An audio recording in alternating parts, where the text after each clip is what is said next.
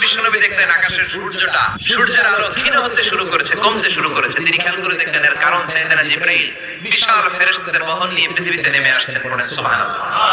এসে বললেন, ইয়া রাসূলুল্লাহ, আমি 1,40,000 ফেরেশতা নিয়ে নেমে এসেছি। আপনি কি জানেন না, ঠিক একটু আগে মদিনাতে আপনার এক প্রিয় সাহাবা, তার নাম হচ্ছে মুআবিয়া ইবনে মুআবিয়া আল মুজানি, একটু আগে শেষ নিঃশ্বাস ত্যাগ করেছে। বিশ্বনবী তো অবাক, ঘটনা কি? কোন সাহাবীর গায়েবানা জানা যায় তো ফেরেশতা নামে না আকাশের উপর থেকে?